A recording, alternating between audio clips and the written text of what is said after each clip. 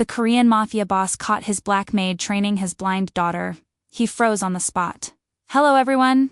Before we begin today's story, please hit subscribe and turn on the notification bell so you never miss our new videos. Where are you watching from? Drop your city in the comments below. Now let us return to our main character. The sound reached Jun Eskio Park before he touched the door handle. Crack, crack, crack, sharp, rhythmic, wrong. He froze at the top of the basement stairs. He had returned early from negotiations at the port, unusual for a Wednesday, because something in his gut demanded it. Genesio had learned to trust his instincts. They had kept him alive in a business where most men did not see 40. He was 45 now. The sounds continued. Wood striking wood. Fast, controlled impacts that echoed through the mansion's stone foundation like a heartbeat he did not recognize. Genesio descended slowly, his leather shoes silent on the marble steps. The basement was supposed to be empty. Always empty. The door at the bottom stood slightly open.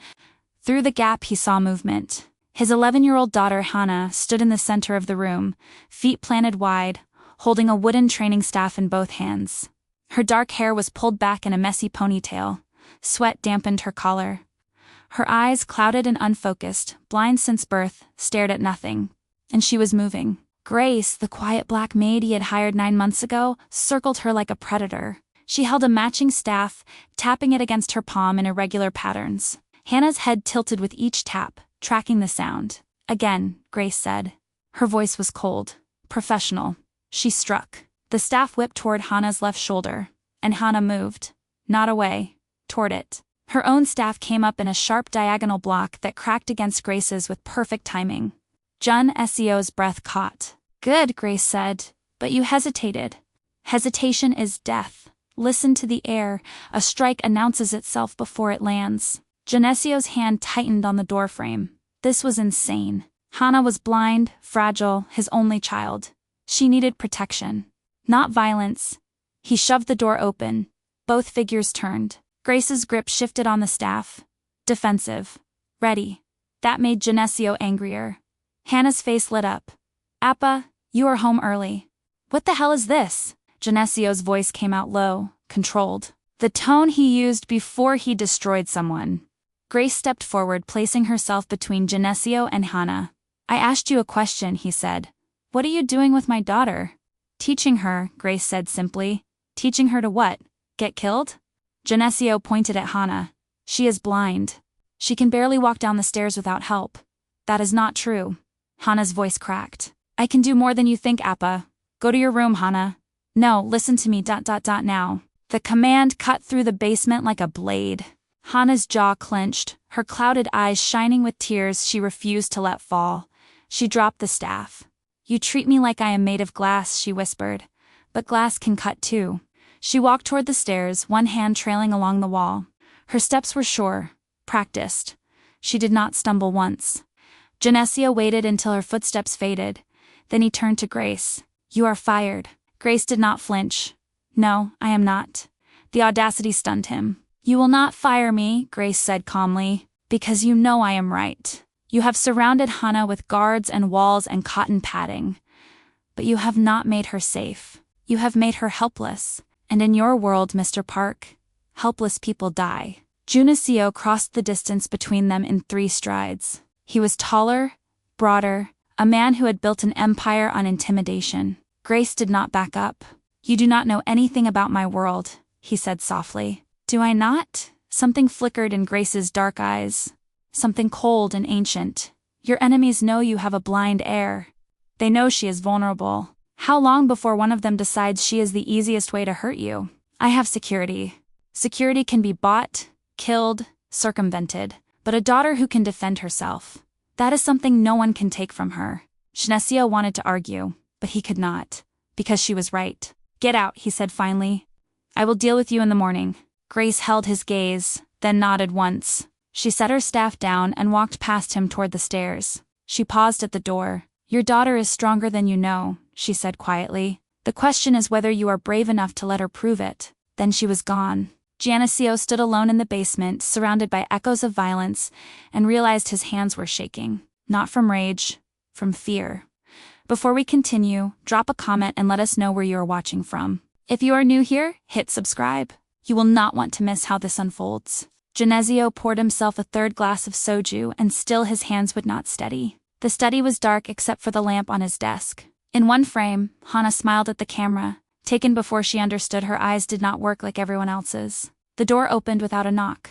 Only one man had that privilege. You look like hell, Da-young said, closing the door behind him.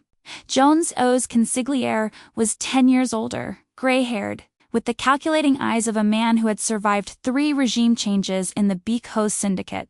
I fired the maid, Junko said. Da-young raised an eyebrow. The quiet one? Grace? She was teaching Hana to fight in the basement, with weapons. I know, Da-young said simply. Genesio's head snapped up. You knew? For about 3 weeks. Seemed harmless enough. Harmless? Hana is blind. She could learn to protect herself, Da-young interrupted. Something worth considering. He sat across from Genesio's desk. Do you remember what happened to the Viper Gang boss's son? Genesio's jaw tightened. Everyone remembered. The boy had cerebral palsy. Last year, a rival syndicate kidnapped him. They sent him back in pieces. Hana is not ... Hana is your heir. Your only child, your obvious weakness. Every enemy you have ever made knows exactly where to hurt you most. That is why she has guards. How many? 8? 10? Da-young's voice hardened. You cannot guard her every second of her life. Are you going to keep her locked in this mansion forever? Genesco wanted to argue. Could not. You know what I see when I look at Hana? Da-young continued. A girl who has memorized every room in this mansion. Every step, every corner, who never complains. Never asks for pity. That takes strength. She is a child. She is a park. And in 6 years, God forbid something happens to you, she will be the head of this family. You think the other syndicates will respect a boss who cannot defend herself? The words hit harder than any fist. I do not want this life for her, Jeunesse, I whispered. But it is the life she has. The only question is whether you prepare her for it or leave her defenseless. Before Genesio could respond, footsteps echoed in the hallway. Fast, determined, too light to be guards. The study door flew open. Hana stood in the doorway, her chin lifted in defiance. She had been listening. I do not want guards, she said clearly, I want teeth. Genesco stared at his daughter. At the set of her jaw. The straightness of her spine. When had she grown so tall? Hana, he began. I heard everything, Appa. Uncle Da-young is right. Cannot protect me forever. But Grace can teach me to protect myself. Do not understand what you're asking. I understand perfectly. Hana stepped into the room, navigating furniture from memory. I am asking you to stop seeing me as broken. I am asking you to give me a chance to be strong. I am asking you to trust me. Genesco looked at Da-young, who offered only a slight nod. He looked back at his daughter and realized he was terrified. Not of his enemies. Of this. Of letting go. I will think about it, he said finally. Hana's expression did not change. She had already won, and they both knew it. Genesio did not sleep that night. At dawn he made a decision that surprised even himself. Instead of confronting Grace again, he needed answers. The address Da-young had given him led to a neighborhood Jun Seo rarely visited. Too poor to be worth controlling. The boxing gym occupied the basement of an old textile factory. Genesio descended the concrete steps alone. Some conversations required privacy. The gym smelled of sweat and blood. An old black man sat behind a battered desk, one eye milky with cataracts, the other sharp as broken glass. He looked up when Genesco entered. We are paid up, the old man said quickly. Protection money went to your collectors last week. I'm not here about money. Genesio pulled up a chair. I am here about a woman. Goes by Grace now. Dark skin, late 20s. Works as a maid in my house. The old man's jaw tightened. Do not know her. You are lying. And before you lie again, understand something. I do not want to hurt her. I want to know who she is. 'Cause she is teaching my daughter to fight, and I need to know if I can trust her. The old man studied him for a long moment. Then he sighed. You really do not recognize her, do you? Should I? Maybe not. She looked different back then. Harder, hungrier. The old man walked to a wall covered in faded photographs. His fingers stopped on one near the bottom. Genesio rose and looked. The photograph showed a young black woman in the center of a fighting ring, surrounded by screaming faces. She wore torn shorts and a sports bra, her body lean and scarred, her hair cut brutally short. Her face was split in a feral grin, blood streaming from her nose, one hand raised in victory. Genesio saw it. The bone structure was the same. the eyes. But everything else was different. This woman looked like she had been forged in a furnace and quenched in violence. The Black Phantom, the old man said quietly, undefeated in 47 fights. Genesio's mouth went dry. That is Grace? That was Grace. Before she disappeared, the old man returned to his desk. She started fighting when she was 16. Her and her brother, kid named Marcus, 2 years younger. Their parents died, left them nothing. Grace fought to keep them fed. She was good, natural talent. But more than that, she had something inside her. Something cold and precise. She did not fight angry. She fought like it was mathematics. She climbed the ranks fast, started attracting attention from the big money. The syndicates wanted her in the underground championship circuit. The real fights. The ones where people die. And she agreed? She refused. Said she fought for money, not glory. But then Marcus got sick. Needed surgery they could not afford. So she made a deal with the devils. 1 tournament, 5 fights. Win, and they would pay for everything. Genesio already knew where this was going. The tournament was 10 years ago, the old man said. Run by a syndicate in the Port District. Men like me, Genesio repeated softly. The Bico Syndicate funded that tournament, your father's operation, Genesio remembered. His father had called it expansion into entertainment. Blood sport for the wealthy. Genesio had gone to 1 fight, seen the brutality and wanted nothing to do with it. But he had taken the money it generated. He had used it to build his empire. Grace made it to the finals. 4 fights, 4 wins. Then her brother showed up. The old man's voice cracked. Marcus. Stupid kid snuck in to watch his sister. But the organizers knew about him. They put him in the ring, matched him against a fighter twice his size. Said if Grace threw her fight, they would let the boy live. Did she throw it? She tried. But her opponent did not know about the deal. Came at her full force. Grace had to defend herself. She won in 90 seconds, and while she was winning, they killed him. Beat him to death in front of 300 people, including his sister. The old man drained his flask. Grace fought her way out of that building, put 5 men in the hospital. Then she disappeared. Genesio stood frozen, the photograph burning into his mind. Now she is in your house, the old man said, teaching your blind daughter to fight. You want to know if you can trust her? That depends. Did your father profit from her brother's death? Genesio did not answer. He already knew. Genesio returned to the mansion as the sun climbed. For 2 hours he sat in his study, staring at nothing. Your father profited from her brother's death. The knock came at noon. Appa? Hannah's voice filtered through the door. Are you okay? He unlocked the door. Hannah stood wearing a simple cotton dress, her hair braided. She looked young, fragile. I have made a decision, June, Essio said. Her fingers tightened on the doorframe. You can continue training with Grace. Under conditions, I supervise. If I think you're in danger, it stops. Understood? Hannah's face transformed. The smile that broke across it was so pure that Genesio felt something crack inside his chest. Thank you, Appa, she whispered. Do not thank me yet. You might hate me for this before it is over. 2 hours later, Genesio stood on the 2nd floor balcony overlooking the courtyard. Below, Grace was arranging something on the cobblestones. A winding trail marked by small bells tied to stakes at varying heights. Between the bells she had scattered what looked like broken glass. Are you insane? Genesio gripped the railing. She will cut herself. The glass is tempered and filed smooth, Grace called back. It will not cut, but it will crunch if she steps wrong. Hannah needs to learn to move silently. Every step creates sound. Sound creates location. Hannah, Grace said, her voice dropping. Close your eyes. They do not work anyway, Hannah said with a small smile. I know, but the gesture helps you focus. Sight is a distraction you do not have. Use that advantage. Grace stepped back. This path is 10 meters long. 9 bells mark the route. Reach the end without ringing a single bell or stepping on glass. How am I supposed to know where they are? Listen. Grace tossed a stone. It struck the first bell, which chimed softly. Hannah's head turned toward the sound. Sound bounces off surfaces. Metal rings. Stone does not. Glass crunches. Bells sing. Everything has a voice, Hannah. You just need to learn the language. This is impossible, Hannah said. But there was excitement in her voice, not fear. Nothing is impossible. It is just difficult. There is a difference. Hannah took a breath, stepped forward. Her foot landed safe. Second step, good. Third step, her foot grazed something. A bell tinkled. Stop, Grace commanded.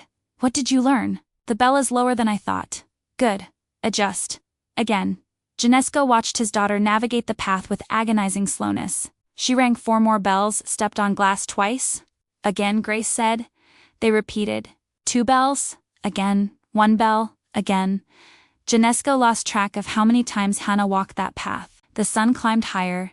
Sweat darkened her dress. But she did not complain. On what must have been the 20th attempt, something changed. Hannah paused at the start, her head tilted. Then she made a soft clicking sound with her tongue. The click echoed off the courtyard walls. She clicked again, listening to how the sound returned. Then she began to walk. Not slowly, not hesitantly. She moved with purpose. Her path curved around the first bell. She stepped over the glass as if she could see it, ducked under a bell hung at head height. She did not ring a single one. When she reached Grace, she was smiling. I heard them, Hannah said breathlessly. When I made the clicking sound, I could hear where the bells were. The sound bounced back different, like shadows made of noise. Echolocation, Grace said quietly. Bats use it. Dolphins use it. You're learning to see without sight. Junesio's throat tightened. Hannah turned toward where he stood on the balcony, her clouded eyes finding him with eerie accuracy. Did you see, Appa? Did you see what I did? I saw, Junesio managed. He saw his daughter walking through a world that should have been impossible for her. He saw her smiling, confident, alive in a way he had never witnessed. Grace was teaching Hannah something more valuable than fighting. She was teaching her that blind did not mean helpless. The rumors started in a Koreatown bar 3 nights later. A low-level enforcer told his companion about something strange at the Park estate. The boss's blind kid was training with some black woman. Real training. By morning, it had reached the Calabri family. By afternoon, it had spread through the criminal network. Janesko learned about it when Dae-young walked into his office and closed the door with more force than necessary. We have a problem. Dae-young tossed a folder onto the desk. Everyone knows about Hannah's training. And 2 days ago, someone identified Grace. Junesio's blood went cold. The Calabri family has a soldier who used to bet on underground fights. He recognized her. Now, everyone is asking the same question. Why is the Black Phantom teaching the park air? Janeska stood and walked to the window. What are they concluding? That you are preparing for war. Hannah's training is not about war. They do not see it that way. They see the Black Phantom, a legendary fighter who disappeared, suddenly reappearing in your household, training your heir. Dae-young's voice hardened. In our world, there is no such thing as defensive preparation. When a boss starts sharpening his weapons, everyone assumes he plans to use them. 3 families have already increased security. The Calabri moved their operations out of the port's east section. Our territory. They are consolidating. Preparing for you to make a move. I am not making any move. But they do not know that. What do you recommend? Honestly, I do not know. If you stop the training now, you look weak. But if you continue, tensions escalate. Someone might strike first. Dae-young moved to the door. I have doubled the perimeter guards. But Jonas, if someone really wants to get to Hannah, walls will not stop them. After Dae-young left, Jonas O's phone buzzed. Foreign vehicles spotted near south perimeter. Calabri family possibly. They were being watched, assessed, measured. Another text. Word on the street. Park's blind kid is not so helpless anymore. Syndicate bosses asking questions. Junesio deleted both messages and walked out. He found Hannah in the library with a book in Braille. Grace stood nearby. Hannah, Junesio said softly. Yes, Appa? He wanted to tell her everything. That her training had become a political statement. That the world was watching. He wanted to tell her to stop.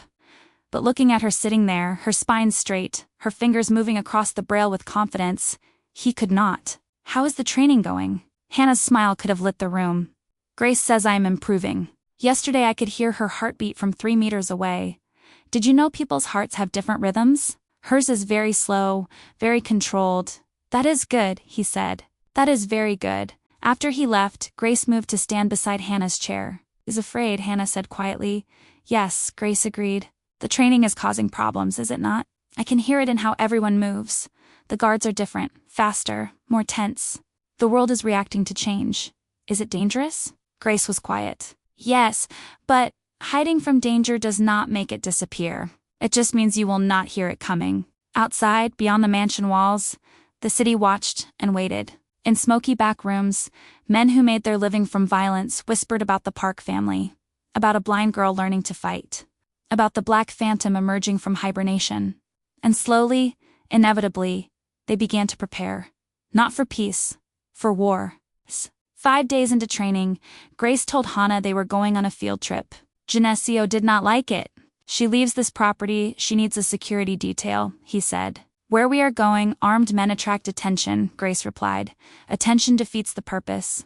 The purpose being? Teaching Hana to function in chaos. Your mansion is controlled, predictable. The real world is not. Hana stood between them. Appa, I want to go. I trust Grace. The words hit Geneseo hard. His daughter trusted this ghost with a violent past more than his protective instincts. Fine, he said finally. But back before dark. And Hana, be careful. I am always careful, Appa. No, Geneseo said softly. You are always brave. There is a difference. The industrial district sprawled on the city's eastern edge. A graveyard of abandoned warehouses. Grace led Hana through rusted gates. Their footsteps echoed on broken concrete. Hana walked with one hand on Grace's arm using the clicking technique. Each click painted the world in echoes. Where are we? An old warehouse. Perfect for what we need. Inside, the warehouse was a cathedral of decay. Pigeons nested in rafters. Water dripped somewhere. Hana's clicking sounds bounced back strangely, distorted by the vast space. It is big, she said. 30 meters long, 20 wide. Grace led her to the center. Now tell me what you hear. Hana tilted her head. Water dripping, east side. Something in the ceiling. Birds, you breathing, my breathing. Traffic outside, distant. Good. Your baseline. Now for the real test. Grace walked to her bag. Hana heard zippers opening. What are you doing? Teaching you chaos? The first sound was a radio turned to static. White noise flooded the warehouse. Hana flinched. Do not block it out, Grace called. Learn to hear through it. A second sound joined. Mechanical banging, then a third. Crowd noise. Hundreds of voices. Hana turned in circles, disoriented. Grace, she called out, I cannot hear you. No response. Hana's heart raced. She clicked her tongue, but the echo was lost. She nearly tripped over debris. This was wrong. Too much. Then Grace's words surfaced in her mind. Listen to what matters, filter what does not. Hana forced herself to breathe. To stop turning. To stand still. The noise did not change. But something in her perception did. She stopped trying to hear everything and started listening for one thing. Footsteps. There. Beneath the static and banging she heard it. Soft, measured, moving slowly around her. Grace. Hana turned to face the sound. I hear you. The footsteps stopped. Started again from a different angle. Hana tracked them. The footsteps stopped again. Hana waited. The attack came from behind. Hana felt the air displacement half a second before Grace's hand would have touched her shoulder. She spun, her hand coming up in the blocking motion they had practiced, and caught Grace's wrist. The noise cut out. Sudden silence filled the warehouse. How did you do that? Grace asked. Her voice held something Hana had never heard before. Approval. I stopped listening to everything. Started listening for you. Your heartbeat is slower, your breathing quieter, your steps lighter. She paused. I could hear you underneath everything else.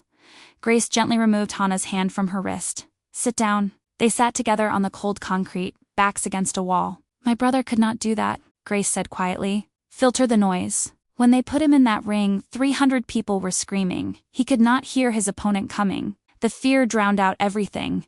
Hana turned toward Grace's voice. Is that why you are teaching me? Because of him? Partly. I trained him wrong. I taught him to be strong when I should have taught him to be smart.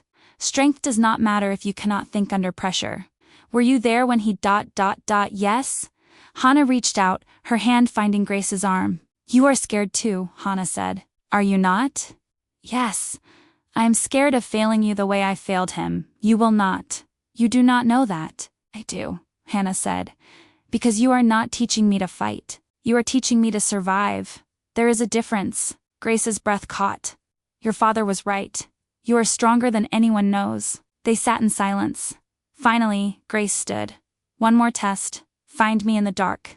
The warehouse lights went out. No sounds this time, Grace called. No clicking, no tricks. Just your ears and my presence. Find me. Hana stood slowly.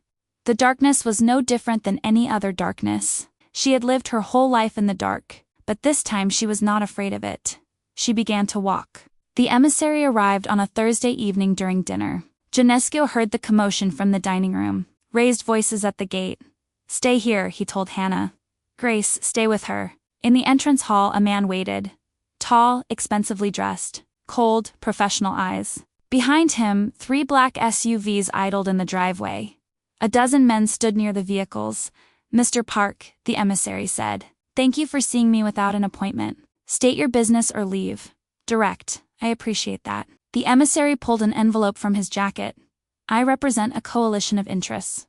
Families who have noticed changes in your operation." "What changes?" "The Black Phantom. Quite a bold move. Training your heir. Sends a message." "I am not sending any message." "Regardless of your intentions, the message has been received. Several families interpret your actions as preparation for territorial expansion. They have asked me to extend an invitation." "What kind of invitation?" "A formal challenge. Tournament rules, single combat.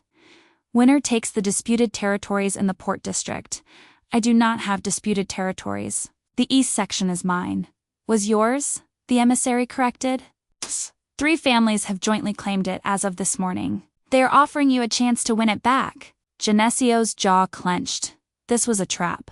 But refusing meant war. The emissary's smile widened.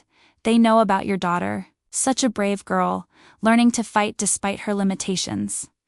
It would be a shame if this conflict escalated and she was caught in the crossfire." Genesio moved before he realized it. He had the emissary against the wall, forearm on his throat, gun under his jaw. "You threaten my daughter," Junesco whispered, "and I will kill every single person you have ever cared about." The emissary did not struggle. "I'm not threatening anyone. I'm explaining reality. You have 8 days to decide." Junesco held him another heartbeat, then shoved him away. "One more thing," the emissary said at the door. "The tournament location. The same arena where the Black Phantom lost her brother." He paused. "I am sure she will remember it fondly." Then he was gone. Jonas Seal stood in the entrance hall, his gun still in his hand. "Boss," Da Young said. "What do we do?" Jonas Seal looked at the envelope. "We accept. That is suicide. Obviously a setup. If we refuse, they will come anyway. This way, we have a chance. They want a champion. We will give them one." "Who?" "None of our soldiers are trained for tournament combat." Genesio did not answer immediately. He was thinking about Hannah blocking strikes she could not see, about Grace teaching her to hear through chaos, about the Black Phantom, undefeated in 47 fights. I need to speak with Grace. He found them in Hannah's room. His daughter sat on her bed. Grace stood nearby. They had heard everything. "Appa," Hannah said. "What did that man want?" "There is going to be a fight, a formal challenge. He mentioned me. He was threatening me. I will not let anyone hurt you." "I know, but this is because of my training, is it not?" Genesio could not lie to her. "Yes." Hannah was quiet. Then she turned toward Grace. "The arena, that is where your brother died." "Yes," Grace said softly. "And now my father has to fight there because of me." "No." Juneso's voice was firm. "This is not your fault. These men were looking for an excuse. Just the weakest target," Hannah finished. "The blind daughter. The easiest way to hurt you." She pulled her hands free from his grip and stood. "Then I am tired of being weak. Tired of being the reason you are afraid." She turned to Grace. "How long until I am ready? Really ready?" Grace met Genesio's eyes over Hannah's head. Something passed between them. 8 days, maybe. "Then we have 8 days," Hannah said. "Teach me everything." Hannah did not sleep that night. Instead she lay listening to the mansion breathe. Guards pacing, wind in the trees, her father's footsteps in his study below, and Grace's steady breathing from the chair in the corner. "You do not have to stay," Hannah said. "I am not here because you are afraid." "Then why?" "Because I am." Hannah sat up. "Of what?" "Of history repeating itself. Your father will ask me to fight in that arena. He has not yet, but he will. And I will have to go back to the place where everything ended. You do not have to say yes." "Yes, I do. Because if I do not, he will send someone else. Someone less capable. And they will die." Hannah navigated to where Grace sat and knelt in front of her. "Tell me what really happened. Not the version everyone knows. The truth." Grace was silent for a long time. Then she began to speak. "Marcus was 14, small for his age. Bad lungs since birth. But he was smart. Wanted to be an engineer. Build bridges." Her voice cracked. "I fought so he could have that dream. so he would not end up like me. When he needed surgery, I had two choices: watch him die slowly or fight in the underground championship. I told him to stay away from the tournament, made him promise. But he was 14 and stubborn. He came anyway. Last night, finals night, I had won 4 fights. I was focused. And then I saw him in the crowd. This skinny kid in a crowd of killers. Grace's voice went hollow. They told me before my fight, throw it or Marcus goes into a ring against Constantine, a psychopath who had killed 3 men in tournaments. They gave me 30 seconds to decide. What did you do? I tried to throw it, but my opponent did not know about the deal. Came at me full force, and my body just reacted. Muscle memory. I won in 90 seconds, and while you were winning, they put Marcus in the ring with Constantine. Grace's breath shuddered. He was not built for fighting, did not know how to protect himself. The last thing my brother said before he died was, "I'm sorry," like it was his fault. Hannah felt wetness on her cheeks. There was another fighter in that ring before Marcus, Grace continued. A blind fighter. Young man, maybe 20. He had been good once before he lost his sight, kept fighting anyway. Marcus saw that fighter get destroyed. Beaten so badly he never walked again. Hannah's breath caught. Marcus saw that and understood something I never taught him. That strength without preparation is suicide. That being brave does not matter if you cannot defend yourself. When they threw him in that ring, he was trying to fight like me, trying to be strong. But he had no training, just courage. Grace's voice strengthened, and courage alone got him killed. That is why you are teaching me, Hannah said, not just to fight, to survive. Yes, Grace touched Hannah's face. I will not train you to be brave. You are already brave. I'm training you to be disciplined, to be smart, to know the difference between a fight you can win and one you should avoid. And this tournament? Same arena, same rules, same men running it. Grace paused. Your father's family funded that championship. His father's money paid for the ring where Marcus died. The blood is still on Park hands. Hannah absorbed this. Does my father know? I think he suspects. Grace stood and moved to the window. He is waiting for me to demand revenge. To use this tournament as an excuse to hurt him the way he hurt me. Will you? No. Because revenge does not bring back the dead. It just creates more bodies. She turned back. And because your father is trying to be better than he was, I can hate what his family did and still respect what he is trying to do now. Hannah stood and walked to Grace. Promise me something. What? Promise me that if I am trained, really trained, I will not be a burden anymore. I will not be the weakness people use against my father. Grace was quiet. I promise. But you need to promise me something too. What? Promise you will not confuse being strong with being willing to die. They are not the same thing. Marcus died because he tried to be strong when he should have been smart enough to survive. I promise. Grace pulled her into a brief, fierce embrace. Then we start at dawn, and I teach you everything I know. For the first time since that night in the basement, Grace called Hannah what she had been becoming all along. Not a victim, not a burden. A fighter. Genesio found Hannah on the mansion's balcony the next morning, facing the sunrise she could not see. She had been up for hours. She could tell by how she held herself. We need to talk, Genesio said. Aurara's head turned. About the tournament. About you staying far away from it. I have made arrangements. Young will take you to our property in the mountains. No, Hannah, this is not a discussion. You are right, it is not. She turned to face him fully. I am not running away while you fight a war that started because of me. This war did not start because of you. Yes, it did.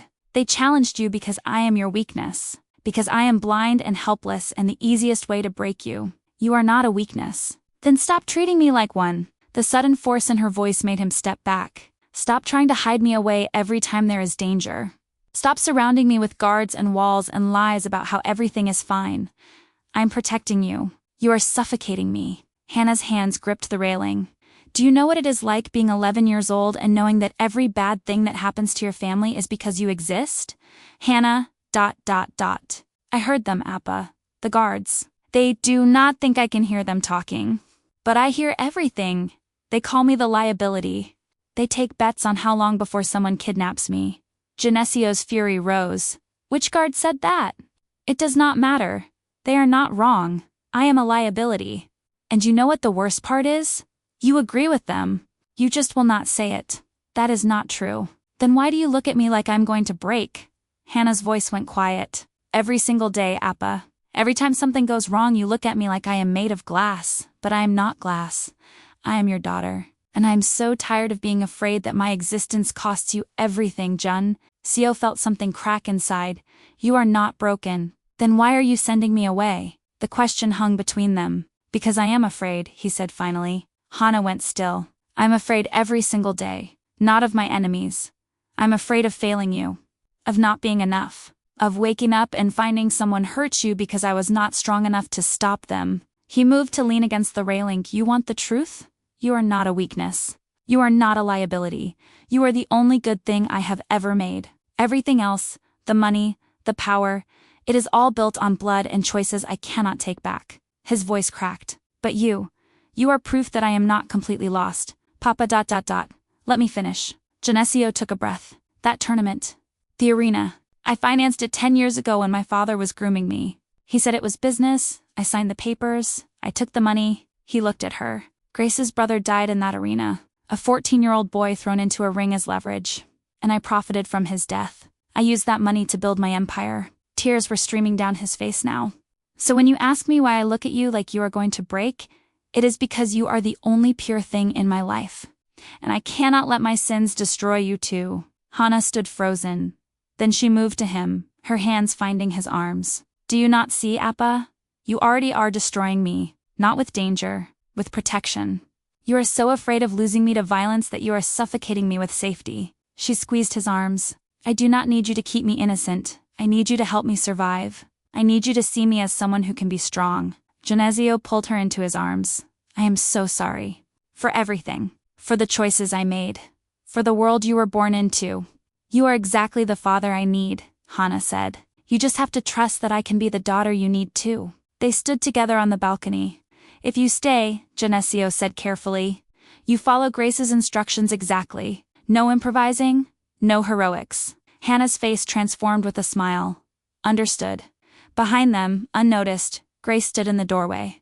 She had heard everything, and for the first time in 10 years, she allowed herself to believe that maybe this time, she could save someone. This time, the student would not die. The storm hit on the 7th night, earlier than forecast. Lightning split the sky. Thunder shook the mansion. Rain hammered in sheets. Perfect conditions. Grace appeared in Hannah's doorway at midnight.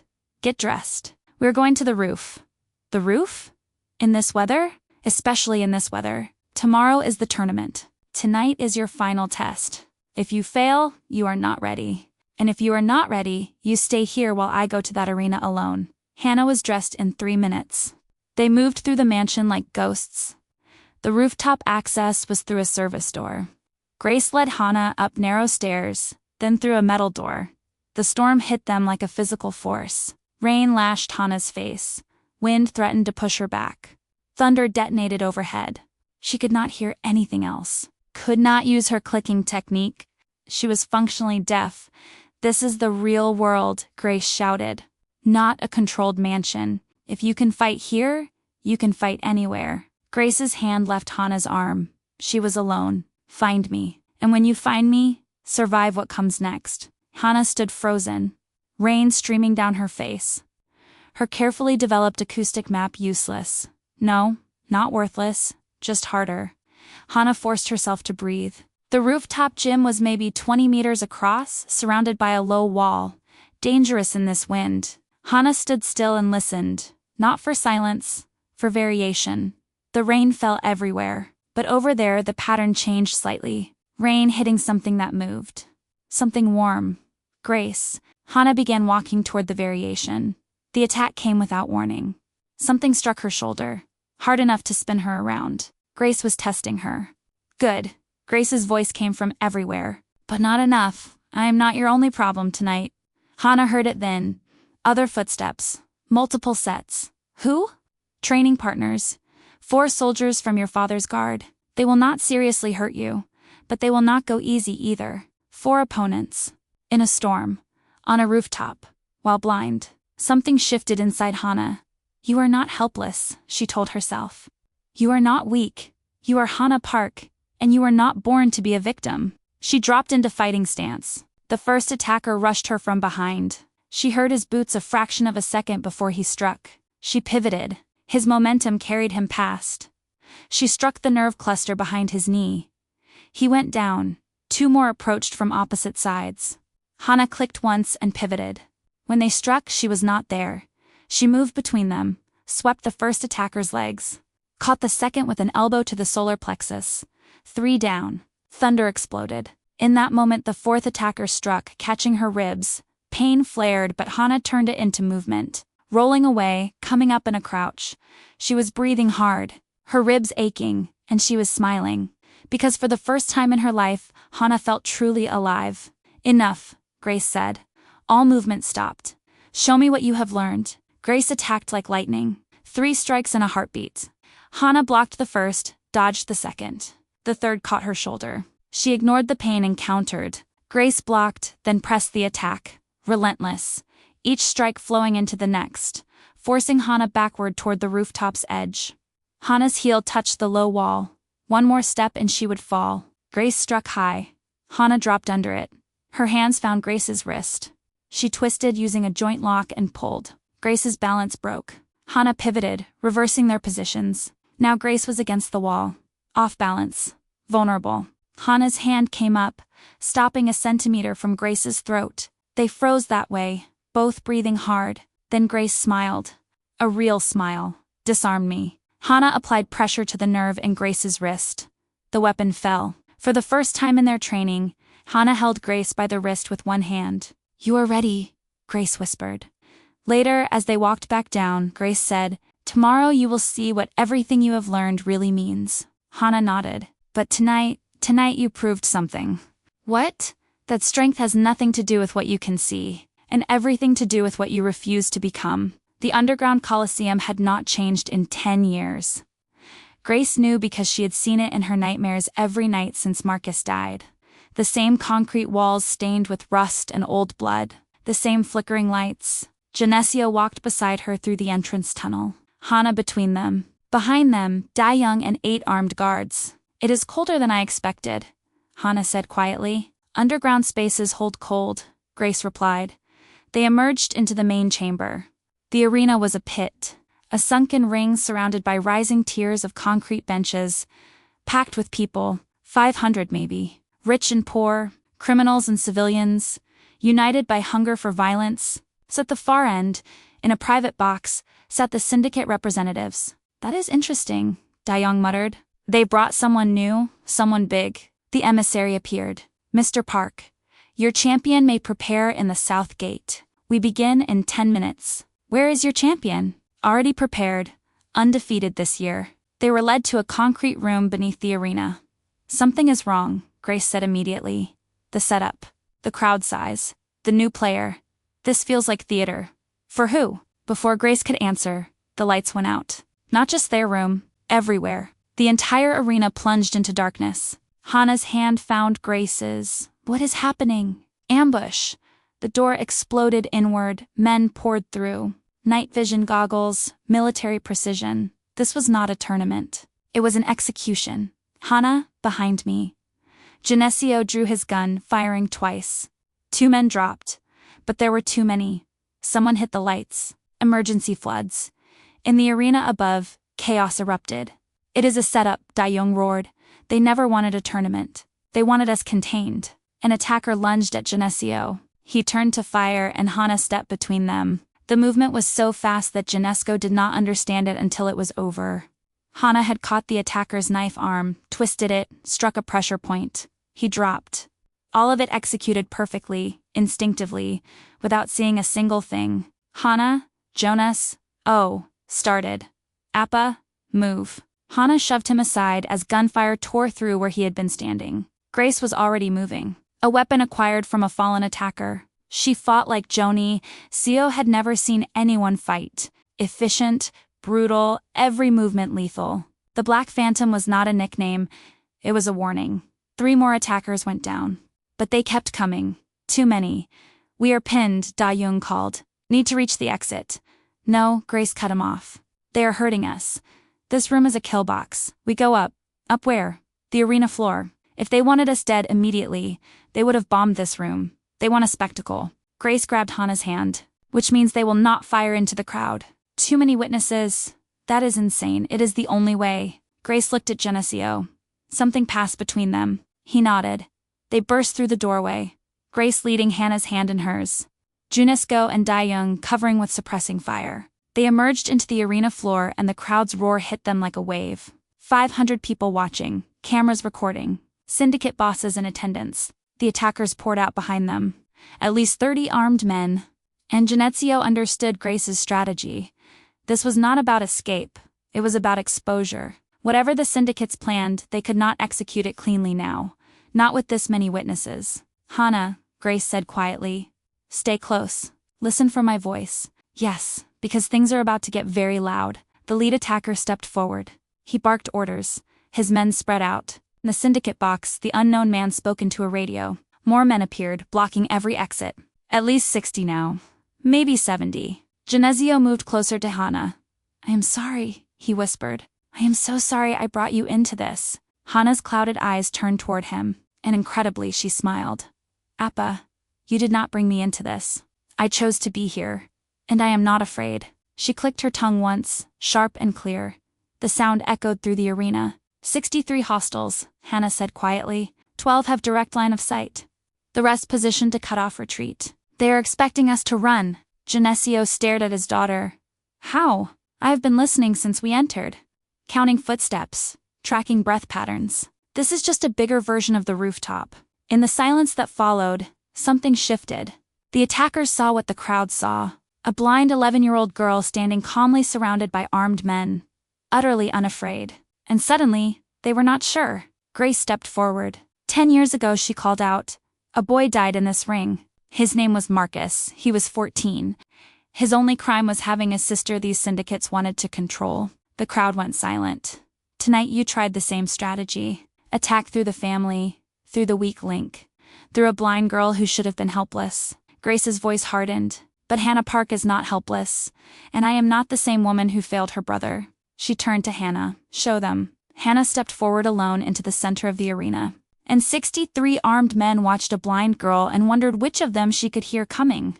The first attacker moved without orders. Young, overconfident. He rushed Hannah from behind, knife raised.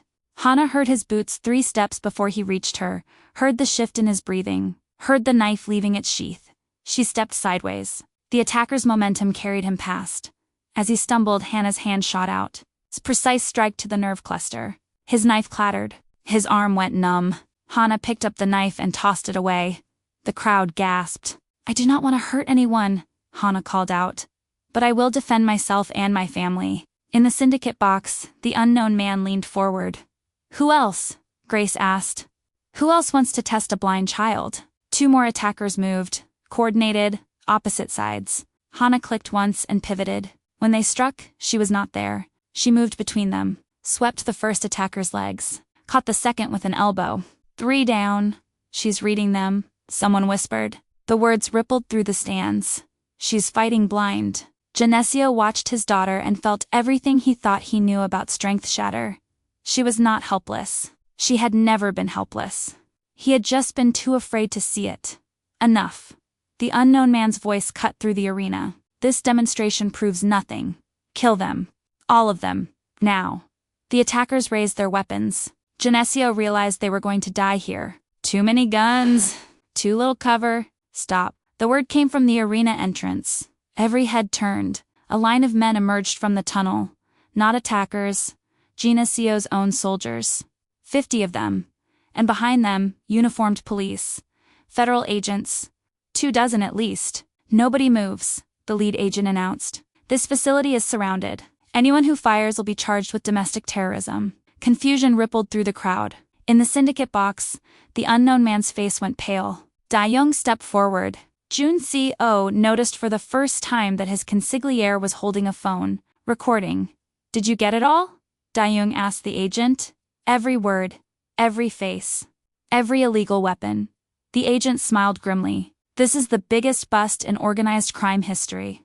You idiots gathered every major syndicate head in one place and recorded yourselves attempting mass murder. The unknown man tried to leave. 2 agents blocked him. Going somewhere, mister. Jung, we have been trying to extradite you for 3 years. Thanks for making it easy. Jun SEO understood. Da-young had set this up, turned the ambush into a trap. When?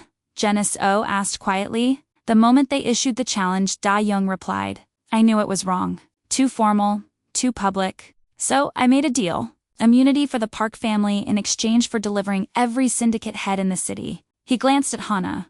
I gambled that they would try something exactly like this. You used us as bait. I used their arrogance against them. And it worked. The attackers were being disarmed. The crowd processed as witnesses. The syndicate bosses led away in handcuffs. Genesio walked across the arena floor to where Hana stood. It is over. You can rest now. Hana's posture relaxed. Her hands started shaking. Genesio pulled her into his arms, and this time she let herself be small. Let herself be 11. Let herself be his daughter instead of a fighter. I was so scared, she whispered. You did not look scared. That is because Grace taught me that fear and action are not the same thing. You can be terrified and still move forward. Were you proud of me? Genesio's throat tightened. Proud does not begin to cover it. Grace approached them slowly. She looked exhausted. The Black Phantom fights one last time, Genesio said. And this time nobody dies. This time Grace agreed. She looked at Hana. You were perfect. I had a good teacher. You had discipline, I just gave you tools. You chose to use them. Genesio took a breath. Stay, he said to Grace. Not as a maid, as Hana's master, as family, if you want. Grace was quiet. Your father's money killed my brother, she said finally. I know. Came to your house planning to hate you. To find a way to make you suffer. I know that too. But then I met Hana, and I saw a girl who had spent 11 years being treated like she was broken, who was desperate to prove she was not. Grace's voice softened. I saw my brother, the determination, the courage, the refusal to accept limitations. She looked at Hana. I cannot bring Marcus back. I cannot undo what happened. But maybe I can make sure Hana never becomes a victim the way he did. Is that a yes? Hana asked. Yes, but not as your maid. As your teacher, your master, and maybe someone who sees you the way Marcus should have been seen. Hana threw her arms around Grace. And the Black Phantom, the legendary fighter who disappeared into grief and rage, held this blind girl and let herself believe in second chances. Genesco watched them and understood what he had been doing wrong. He had been buying power, building walls, collecting weapons and influence. But power was not strength. Strength was his daughter standing in an arena full of armed men and refusing to be a victim. Strength was a woman who had lost everything teaching someone else not to fear loss. Strength was letting go of control long enough to trust that the people you love can protect themselves. Come on, Da-young said. We need to give statements. Let them wait. Genesco looked at Hana and Grace, still embracing in the center of the arena where blood had once been spilled. This is more important. 3 months later, Hana gave her first public demonstration. 50 people in attendance, including representatives from families who had once considered her a target. She moved through combat forms with grace that left spectators silent. She disarmed 3 opponents simultaneously. She navigated an obstacle course designed to be impossible for someone without sight. And at the end, she stood in the center of the training floor and said 5 words that became legend. I do not need to see you. Because Hana Park had learned the most important lesson of all. Strength is not about what you are born with. It is about what you refuse to become. And Hana Park refused to be helpless. Refused to be weak. Refused to be anything less than exactly who she chose to be.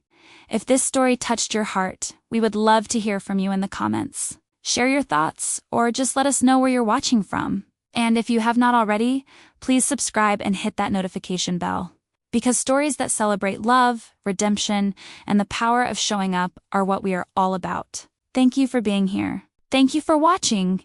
And remember, you never know when one act of faith might change someone's entire world. Until next time.